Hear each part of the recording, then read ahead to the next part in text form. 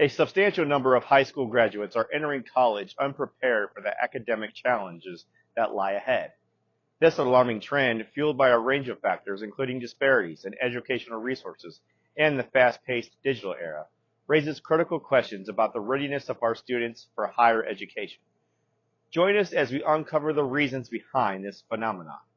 The education system faces significant challenges related to learning retention and the readiness of high school graduates for college. These issues stem from various factors such as disparities in educational resources, overcrowded classrooms, and the rapid evolution of technology. Students often struggle to retain information due to outdated teaching methods and lack of individualized instruction. Additionally, the pressure to meet standardized testing requirements can prioritize memorization over deep comprehension. As a result, many high school graduates find themselves unprepared for the rigorous demands of college coursework, lacking critical thinking skills and the ability to apply knowledge.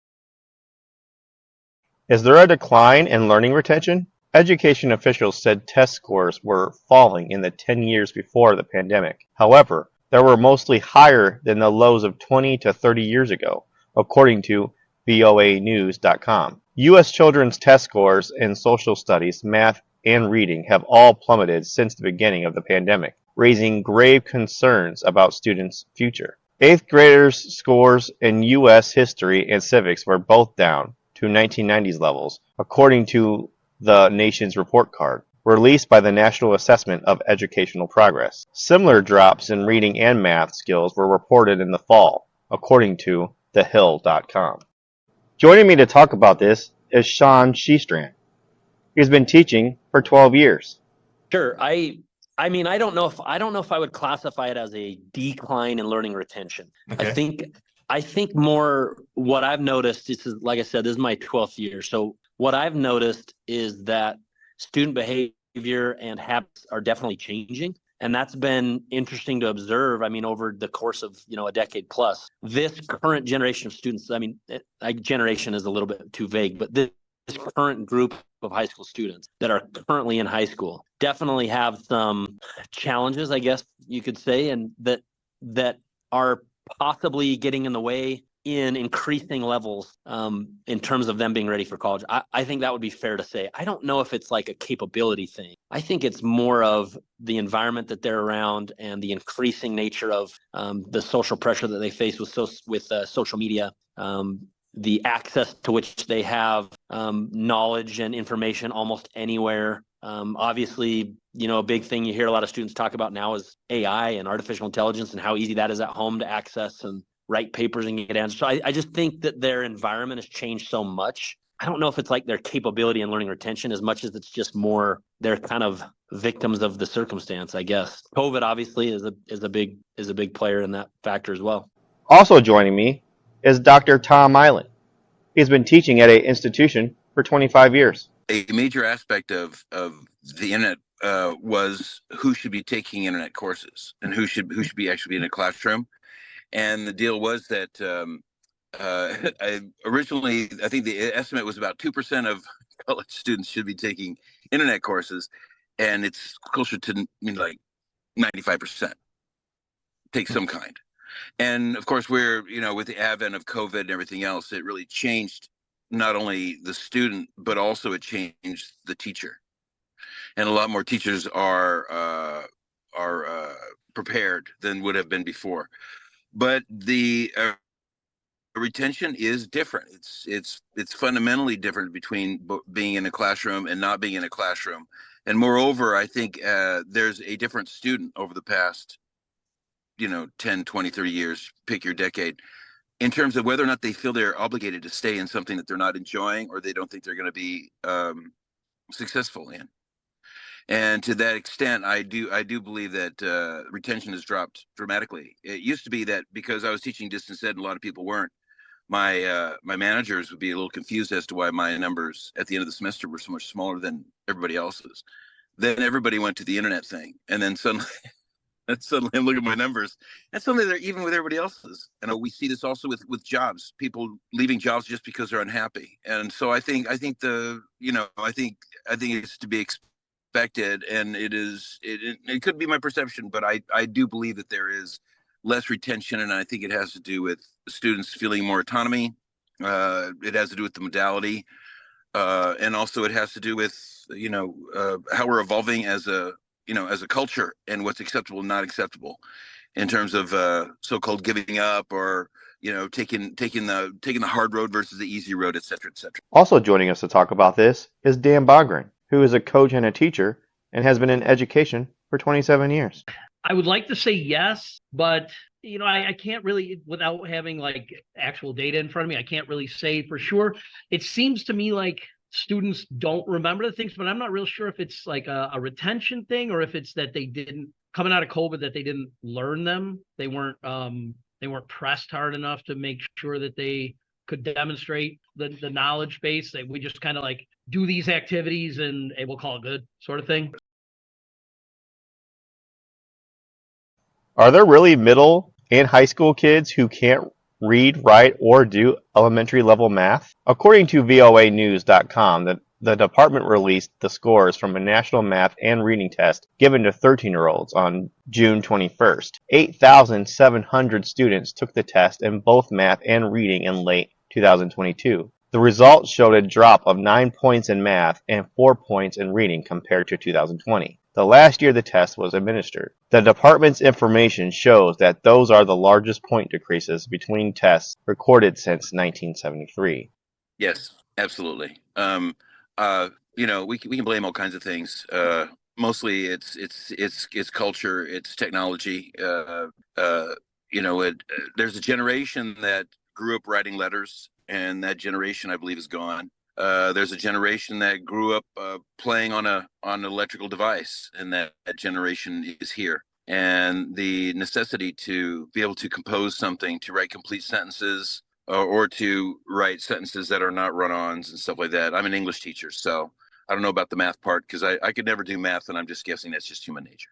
But ultimately, my observation is that students have a harder time creating a clear argument unless they are wired that way. And I believe that there are people who are math people and people who are English people in terms of language people. And you can teach anybody the basics, but you cannot teach someone to be an expert in something that they don't have a natural affinity or acuity for, because they don't. There's a logic lapse. I mean, I have a doctorate, and I still struggle with basic math things because my brain doesn't think that way.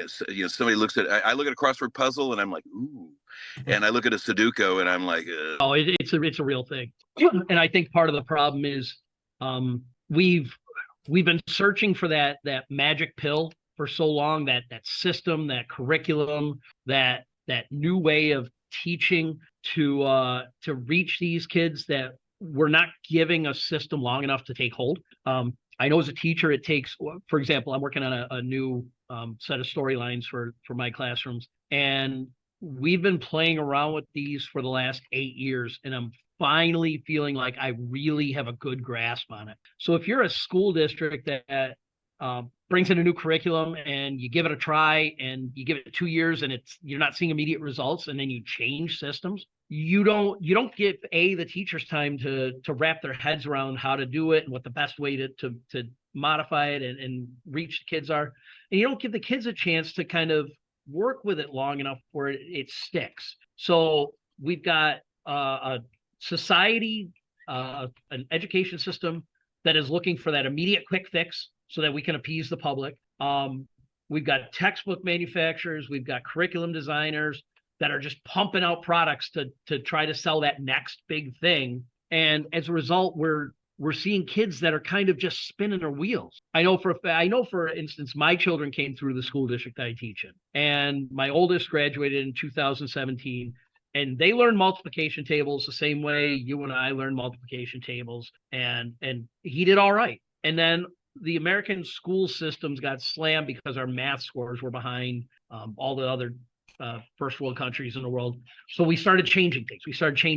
And my youngest, who was 2 years behind him, came through and they dropped learning math or multiplication tables. They didn't have to do it anymore because that wasn't the way. It was this new kind of figure it out with this box method and all this stuff. And the parents couldn't help because that's not how they learned. They had no idea what this was like and what they were trying to do. And B, the teachers didn't have a real good grasp on it because when you change the system over the summer, there's no professional development. There's very limited professional development. There's no opportunity to play with it and tweak it and work with your colleagues. It just became like this big rat, this gerbil wheel or hamster wheel that we keep spinning and not getting anywhere. We feel like we're always running, but we're not getting. So the kids are coming to us in the high school and yeah, they're behind. I've got a third of my kids are reading at a 5th grade level or below, and I teach 9th grade and higher.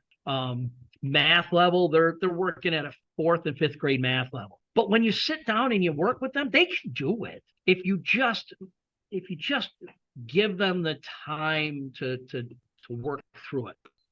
But again, I think it ties back to, like, I've noticed when I have my students write and I read through their writing, it's just very informal. And I think that's a product of how they communicate. Like you think about how these kids communicate, and it's a lot of and snaps and captions and right. And it's like the grammar and the these kids aren't writing like well-composed email that you might think, previous generations of kids were probably writing a little more of, and they're not communicating in that way. Everything's very informal. And I'll have kids that in essays we'll put a smiley face in there, and it's just like, that's not, you try to help them see, like, that's not really the type of language you use in an essay.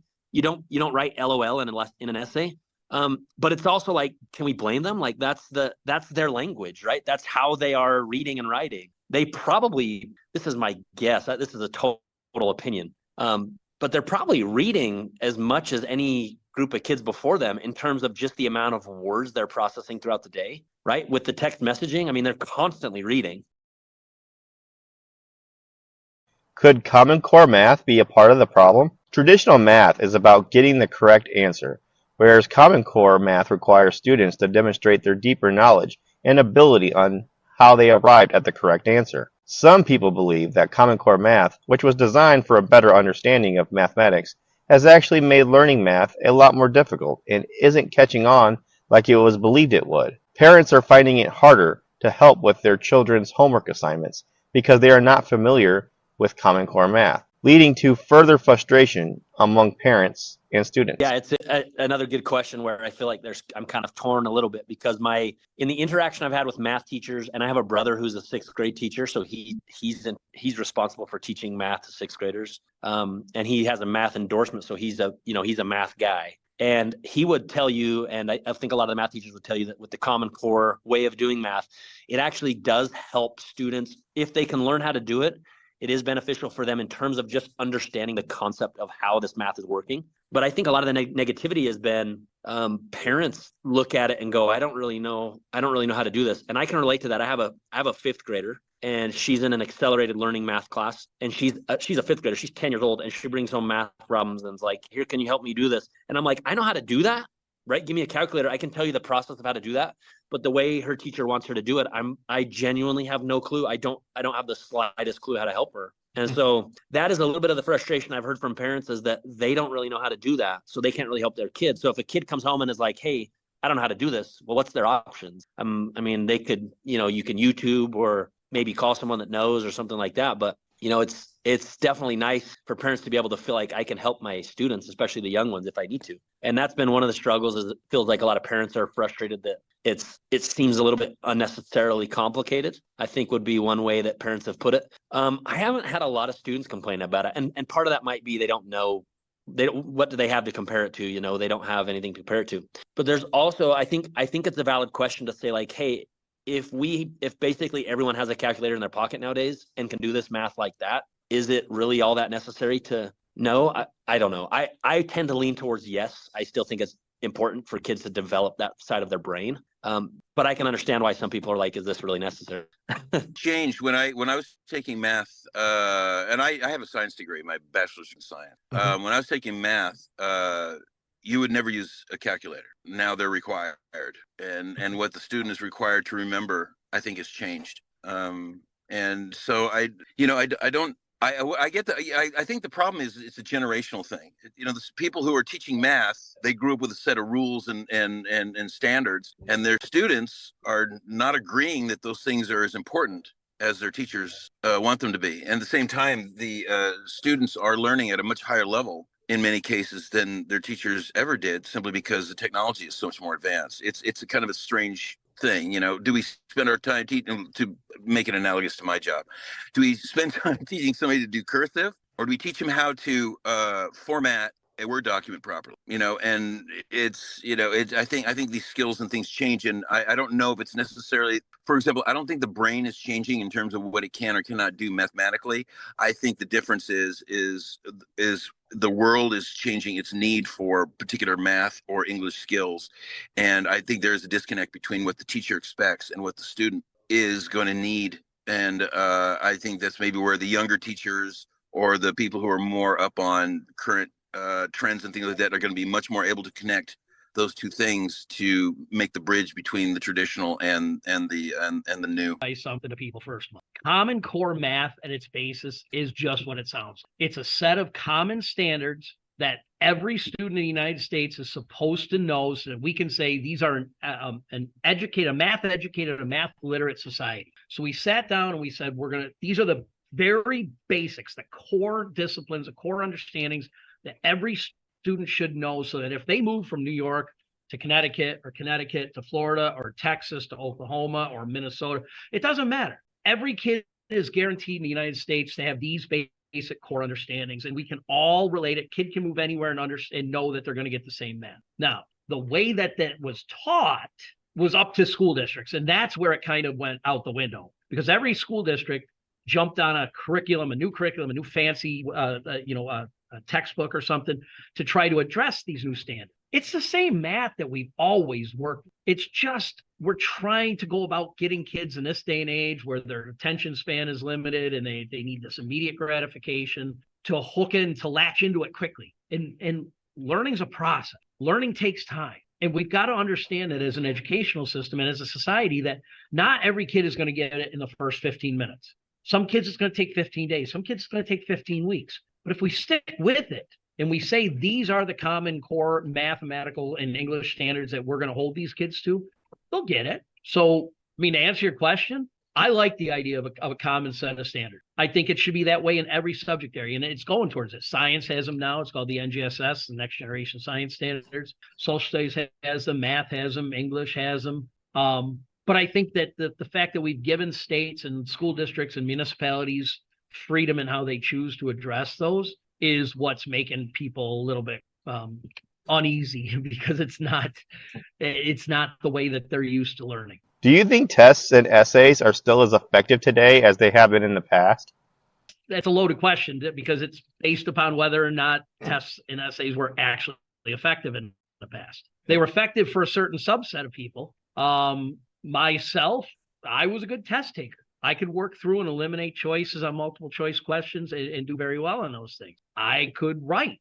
Not everybody can express themselves that way. I mean, if you're sitting down with a kid and you ask them some questions and they can verbally respond to that, and you can understand that they get the concept, that's just as good as a test or an essay. The problem is tests and essays are a quick, easy way. It's a tangible way of saying yes or no that this student particularly understood it. And as a society, it was easier for us to assess people and their learning in that method. So that's kind of what latched on. I mean, the American education system is based upon the business model of the 1800s and 1900s. It's quick, it's efficient, it's trying to process as many students as we can possibly process through in the shortest period of time as efficiently as possible. So that's why we settled on these things. But I mean, there are people that are my age that did terrible in school because they weren't good test takers and they couldn't write an essay. But there's some dang smart people out there that are really good and really intelligent that don't feel that they were very good at school because of the way we assess them. Yes, I don't know about math tests and things like that, but if somebody is, no matter what it is, and certainly an essay is a good example of this, it's a skill, like playing the guitar, throwing a curveball. It's something that you would have to practice. You have to understand the mechanics of it, and you have to practice it to get it right, or else you're gonna keep hitting the batter, or playing a funky chord when you don't mean to. And the bottom line is that the ability to take theory and put it into something that shows that you can do something with it like a tool is a real test. So if a math test is give me a series of problems and give me 14 answers there, I can guess some once in a while. But if I have to show my work, I remember that part from math. Show your work. If I can show my work, it means actually I understand the logic of it, and therefore I do have a skill. I have developed some kind of skill. I can do that polynomial thing. Okay, I'm out of my league already. But anyway, I can take the theory and turn it into practice, and therefore I have a skill, and I can take that skill and I can apply it to something broader, something different. That's a great question. I definitely think that your traditional testing method is not the best way to have students prove what they've learned. There's some value in it. It's easy to collect data. I mean, don't get me wrong. I would never advocate for the complete departure from some of those things. And in general, kids face tests, that they have to just be able to work through that kind of thinking and pressure, and they need to know how to strategically solve multiple choice questions. Like that's an important skill in and of itself. But there are more effective ways to have students show you and prove what they've learned and what they know than answering like a multiple choice test or a traditional essay test or something like that. I think this current group of students they thrive a little more on creativity, being given a little bit more freedom to express how they know something or what they've learned about something. And I think a lot of the teaching world has moved more towards kind of like project or portfolio based assessment rather than your traditional testing /essay format. And that's okay. I'm okay with that. I think those are great methods of assessing kids that allow for a little more creativity and maybe autonomy, self-exploration from the students, which we know, education research suggests that, memorizing answers and facts for a test is not really deep levels of with the same score. And deeper levels of learning, for those that are really searching for that, usually you need to have some bigger form of students being able to show what conclusions they've come to of their own thinking that they've kind of been led to by the teacher, and that they're able to kind of express that in different forms rather than just, memorize some vocabulary words or memorize a spelling test or not that that's not important, but I think there's better ways to demonstrate deeper levels of learning than traditional test and essay. How much has COVID-19 put everyone behind? I definitely do. I do think it was a setback for everybody. I think the younger, this is my own theory on this, but based on some of the research I've seen, I think my theory on this is that the younger the kids were when this COVID shutdown happened, the more impact it had on their schooling. So, the kids that were in first and second grade, that's a real, missing 3 months of school and then that following year being so impacted by COVID, that had a huge impact, as opposed to maybe, the kids that were seniors and pretty well on their way out the door, probably not as big of an impact. So the kids that I have right now, I have a group of seniors right now that would have been in 8th grade. If I'm doing my math right, would have been 8th graders when this happened, or 9th graders, maybe, somewhere in there. And the group of sophomores that I have right now would have been, 6th or 7th graders at the time. And I think the younger they were when COVID happened, probably the more likely it was to impact them and their learning. And that might be one of the reasons why, some of the research has shown a decrease in math scores and literacy scores for the first time since like the 60s. We've traditionally been able to kind of improve these scores slightly. And across the board in the United States, those scores have dropped a little bit. And it's like it coincides directly with COVID. Now, is that the causation? It's hard to know, but you'd have to assume that as a factor. Yeah. It seems like too strong of a correlation to see that chart and see the dip in those charts exactly at the time point when COVID hit, and not at least assume that those are correlated in some way. But I do feel like it had an impact. The other thing I would add is beyond the learning capabilities, one of the struggles that I think we've seen here in Utah, at least, is it's led to some attendance issues. And I think one of the things that COVID kind of created is a little bit of a culture of like, it's not as important to be in class as previous groups of students believed it was. And so we are, for the first time really in my career, we are, as a school, we're really starting to come back to the board and say, as a group of teachers, say, hey, the biggest thing that's impacting these kids right now is a lot of them are not coming to class as much as they should. And that's impacting their learning more than anything, because there's a lot of research that suggests, hey, you go to class and you somewhat pay attention, you're definitely more likely to get something out of your classes and to learn better than the kids that aren't. And, the system we had here in Utah was that that 3-month shutdown at the end of the year in March 2020, and then the subsequent year, it was a lot of like, hey, if you can't make it or you're not feeling good, even slightly, just do the assignments online. And the teachers were really highly encouraged to have everything available online. And that's good. That was a good exploration for teachers to kind of figure that side of it out. But I think most teachers would agree that, well, at least here in Utah, that what that also created were a lot of students where they just thought, well, I don't need to go to class. I can just get the assignment online. And the problem with that is you start to miss a lot of the context. You know, when you're not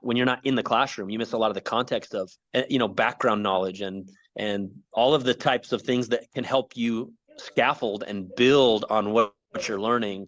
And if you just do the assignment online, you're just going to miss a lot of that. So I think that's one of the other issues that this has kind of created a little bit, is teachers are coming back to the drawing boards and saying, how do we kind of rebuild that culture of like, you need to be in class and you need to be here paying attention and focused and learning. And that's the expectation for kids. And they're kind of operating under the idea that like, I don't really feel like going to class, but it's not really that big of a deal because I can just get online and do the assignment. And I think that's a problem. Stuff like this, I think I have my partner, her brother is in high school, and he went through junior high and the first part of high school during this time, and a lot of it seemed to me to be filler work or just the basic elements of it, because they hadn't developed the protocols for doing online education in broad form for high school. And certainly when you take a single college class, and you make it into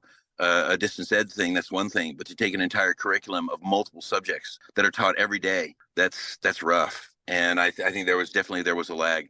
I think we're gonna start seeing the results of that as that group gets into college, to see whether or not. Well, first of all, I bet you they can really kill it on distance education if they learned anything. Certainly better than their forebears. But we also kind of wonder whether or not they're going to be missing some basic skills or some basic information or some basic theories, simply because they said, look, let's if we can get them to do 40% of this stuff, we'll call it a win and move on. It's been well documented that the summer slouch is a real thing, that students that the 2 months that they have off for summer vacation, there is learning loss in there. Now take that and expand it to 24 months instead of 2, and that's what some kids have.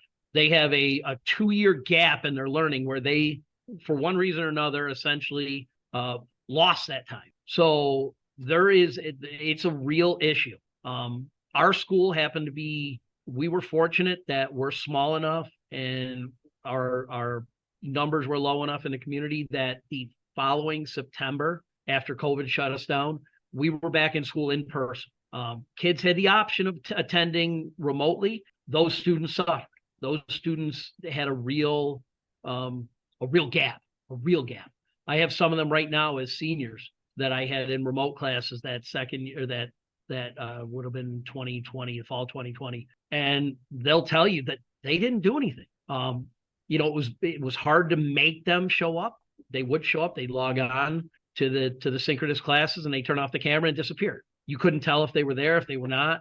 We were told, you couldn't call on them and make them, feel like they were being called out because some kids were uncomfortable and their social emotional learning was being compromised, things like that. The kids that were in person, they lost a couple months, and during those couple months, we tried to do as much as possible, but there's a real gap. I'm starting to see the kids are coming around. This year's the first year. I was talking to my wife, who's also a teacher, the other day, and I said, this is the first year where I feel like the students are treating the school year like it's a real school year, that the learning is valued. They need to do the work.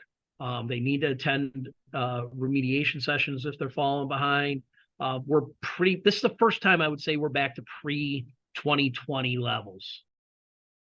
How much is technology a distraction for today's students? A lot of skeptics believe that technology, more specifically cell phones, is the biggest problem schools are facing today. Many teachers feel as if they are competing with big tech to gain a student's attention. It's a lot, but actually I work in a computer classroom, and I chose it on purpose because I want them to use their phone. I want them to use their thing. I do a flipped class. They watch the videos and all that kind of stuff when they're at home. Come into class, we work on it. We watch this movie, then they're going to break it up, and they're each going to grab a piece of it, and they're going to do some research right there turn it around, make the presentation right there. So to me, it can be a distraction. If I had a lecture class, if I was sitting there, with everybody all in a row and everything, and I'm reading my stuff, they're going to be on their phone because they're going to be bored. But in my class, I use it. So I think it could be a great distraction, but I think that's up to the instructor. You're right. It's a loaded question because my answer is, how much does a teacher want to make it a distraction? I mean, as a teacher, you're in charge of your classroom. And if you choose to let kids have their phones out, have their Chromebooks out without monitoring what they're doing on them, you're asking for trouble. Of course, they're going to be distracted. They're children. I see adults that have problems staying focused when they're on the phone. We have adults who walk around this building all day long with their phone attached to them, worse than the kids. So yeah, it can definitely be a distraction. But if you make it known from the very beginning that phones are not a necessity in the class, Chromebooks are not a necessity. Sometimes we'll use them, sometimes we won't. And the expectation is that they're not going to be out. The kids will follow that. I mean, I have a policy. We set norms in my classes, and myself and the students agree upon the classroom behavior and the classroom rules that we can live with. So one of my classes, one of my upper level class electives, we worked out a norm that if they're on task and they're working and doing everything I've asked them to do for like the first half of the class, I give them a 5-minute break and I let them pull out their phones and check their emails and check their, snaps and their Instagrams and do that, listen to a quick song if they want to, just kind of refocus, because we're working hard. We're going 20 minutes. It's hard. And then we're right back at it. And they're respectful. As soon as I say, okay, time's up, boom, everything goes in the bag. There's no pushback. There's no fight about it. I haven't had to tell a kid to put a phone away this year because they know they've got that time coming up. But if you don't have those agreements, if you don't have that kind of expectation from them, it's going to be a terrible distraction. Now, I can only control what happens in my class. Outside of class, if I ask a kid to do homework and they go home and there's no rules about that sort of thing, there's no rules about technology at home, yeah, that's going to interfere with their ability to get the stuff done. But it's also, you expect those kids to have that access so that they can, I have kids send me pictures of their homework to make sure it's in on time because I have a midnight deadline. So you can use it if you use it wisely and you set the expectations from the beginning. That's a really good question. And I do know that there's been some large scale studies that have showed schools and classrooms that are implementing technology typically have produced better academic outcomes. And so I think there's some research to suggest that technology can be good. It unlocks a level of visual learning and creativity that we didn't have before. It also can help teachers be a little bit more efficient in their assessment and in their teaching. And it's a language that these kids speak. So they're comfortable creating a slideshow, they're comfortable creating a video and making that as part of their, learning. And that's okay. Those are all tools that can definitely be used to enhance the classroom. But I also do think it's a very valid concern to wonder about the amount of screen time kids have. There's obviously a lot of research that suggests that can have an impact on kids. And then also just the general idea of kids having so much technology at their fingertips with social media and their phones. I would wager that everywhere across the country, high school teachers would all alike say that kids having their phones in class is a major distraction. And that's a battle that we constantly face. I mean, literally just today, a couple hours ago in my first period, I said that, hey, let's put our phones away for just a minute. Let's stay with me on this. We were having a little discussion. And so it's kind of this constant thing of like, we want to use technology to enhance our students' abilities to learn and to connect with them in ways that are natural for them. These kids are technological natives. They've grown up with this technology and are familiar with it and really comfortable with it. And it can be used for really, really good purposes in the classroom. I've seen teachers use technology to do virtual tours of museums and other places and things of that nature that are just really, really cool. But then, it can be a little bit overwhelming, I guess. And imagine if a kid's on their Chromebook in every one of their classes, that's a lot of screen time. That is concerning. As a parent, that's a concern for me. Are my kids going and just sitting in front of a computer, for large portions of the day? That's a concern for sure. I would prefer, as a parent, that that's a balanced approach to having that technology be accessible, but also not becoming something that the kids are just relying on so heavily that they're experiencing the negative impacts of some of the technology and screen time. A very valid concern for sure. What can be done to get everyone on the right track so more students are ready for college? Yeah, great question. I think it's a complicated answer. I think there's a push in high school. I know in our high school and a lot of local high schools in the area, there's a push to have kids taking classes that are college level, whether those are AP classes or concurrent enrollment classes, et cetera, where they can kind of see and feel what it's like to be in a college class, kind of be exposed a little bit to that learning environment and maybe that level of expectation and the type of work and focus that maybe goes with college classes. The other thing that I've seen, and this is just maybe getting some feedback from students, is that some of them seem to think that those classes have been easier than they expected, and some of them have felt that it's much harder than they expected. And so I think there is something to the fact that it depends a lot on what kind of classes and what kind of field and what kind of professors these kids are taking on whether or not they may or may not feel ready for college.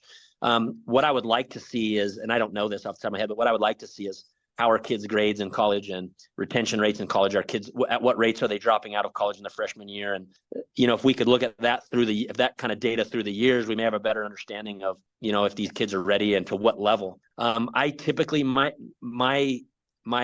unresearched, to be making up phrases here, my unresearched thoughts on if they're ready or not would be a lot of them are and a lot of them aren't. And I think it's a problem that a lot of them aren't. How we get those kids to be more ready is, I think we need to get back a little bit to expecting kids to be in class, to try to create this culture where being in class is more important. Getting the learning face to face. I'm a big advocate of that. I know I don't have a problem with online classes or anything like that. I think those are some good available options for people. But I think that in their public school education setting, it's more important for students to be attending their classes, get the context information that's presented to them, to have face-to-face with their teachers, to be able to navigate some of those challenges and get some of that extra learning that happens in a face-to-face setting to help them prepare better for college. Even if some of the colleges are online, I feel that they would be better prepared if the culture were to take a little bit more of a shift towards, being in classes more and being present more for your classes. It seems to be, on my end, that's such a major issue right now. And I would wager that that's maybe one of the factors why there's some assumption out there that kids aren't ready for colleges, aren't ready for universities this is a really, in my heart of hearts, really honest answer. I hope I don't get flamed for this, but I think it's really easy in a high school nowadays for kids to pass their class. I think it's really, really, really easy for high school kids to pass these classes. Extremely easy. You don't even really have to go to class that much. You can just get online and kind of keep up with the homework a little bit and pass your classes fairly easily. And so the bar has been, at the risk of sounding like the old guy get off my lawn type of thing, the bar has been kind of lowered a little bit for these kids. And I don't necessarily think that's the best thing for them, especially in terms of the conversation being, how do we get these kids ready for college or, trade school or whatever it is they're doing, jumping right into working. Like, lowering the bar for kids growing up is usually not the answer. And I feel like that's maybe a little bit of what's happened. And it's not anyone's fault. I'm not blaming legislators or teachers or parents. I think it's just, blame it on COVID or blame it on a changing world and changing culture. For whatever reason, it feels like that's kind of what's happened a little bit, is things have kind of become easier. Social pressure has increased. And maybe that's why, is there seems to be a lot more social pressure for these kids, and they deal with a lot more mental health issues, and that's obviously been widely discussed and talked about and should continue to be. But it also feels like at the same time the academic level that we expect them to be at has lowered a little bit, and that would be a concern of mine for sure in terms of getting kids ready for colleges and trade schools and careers. First off, I think we need to understand that not every kid needs to go to college to be successful. So, we work a lot on college readiness. I like to think of it as college and career readiness. One of the most important things that I stress to kids is attendance. Like, you can't be successful in college. You can't be successful at a job. You can't be successful in whatever career path you decide to take if you're not there. So we do a goal setting thing at the beginning of the year with all my classes. And the students have to write down what their goals are academically for the year. And then they list a series of steps that they're going to follow to achieve that. And every Friday I have a little goal check-in. I sit down with them and we talk about, where are you? Okay, how are you progressing? Here's your current grade. Are you on track for that? And most of the kids in my classes, especially my upper classes, mention something about attendance. And so we have this talk. How many days do you think it's fair or allowable for you to miss in a marking period or in a in a month or a year. And then I relate it to a job, and we do the math, and we say, okay, if you worked a full-time job, 52 days or 52 weeks a year, 5 days a week, you have weekends off, how many days would that be? And let's say you get 2 weeks paid vacation and 10 sick days or something. How many days would you be? And if you're missing this percentage of days at school, here's what it would equate to. And that kind of opens their eyes a little bit. They're like, oh my God, I would be missing 30 days of work beyond my vacation and beyond my sick days. That kind of opens up their eyes. So I think focusing on attendance, because a lot of what we do here is exposing kids to options. What are the options for you to do? Here's a possible career path. Here's a subject you might like. Here's a trade that you might be interested in. I don't expect a kid to, remember all the different parts of a cell when they're 40 years old. It doesn't matter in their lives for most of them. What matters is punctuality, starting a task and completing a task, being able to write, communicate, being able to work together as a team. These are all, they call them soft skills, but I think those are the things that we need to be focusing on as a school more and more and more to ensure those kids that no matter what they do, they're successful in life. State, which is California, they stopped paying for remedial work at college level. Okay. Basically made it illegal to teach remedial stuff. So we create new classes with new names in which we stuff the remedial stuff in there, make the student pay extra for an extra unit to basically get the stuff that we're not allowed to teach, because they of course they all learned it in high school and grade school. It's BS. I think we need to stop treating education like a business. Be like saying to a doctor, we're only going to pay you if your patients live. A, who are they going to choose as patients? And B, what control do they have over the patient who is going to smoke and drink chocolate milk all day and sit on the couch and eat Funyuns? The deal is that education is a transaction of information and skills, and it is an agreement. And the deal is to treat it like a business is going to fundamentally put pressure on the instructor or on the administration to make sure everybody passes, because if we're only paying you for who passes, everybody's going to pass. And ultimately the bottom line is that as we move along, we have to kind of reconsider how we reach out to students and how students are viewing education. If they view it as a chore, the levels are going to keep going down and down and down in the number of people who want to get into college or even want to finish high school. If we treat it as an opportunity and say, look, this is something that can open doors for you. This is something that can enrich your life, that can make things better, then they're going to be drawn to it. And I think it's a matter of mentality. And the more bureaucrats that you get in the big, in the higher levels, who've never taught a class in their lives, they have no idea what it's like. They just think the teacher sits around and waits for their 3 months of summer vacation. Thank you for watching TFD Deep Dives. For more episodes like this one, please make sure to like and follow. Reporting to you from Fairview Heights, Illinois, I am Ben from TFD Deep Dives.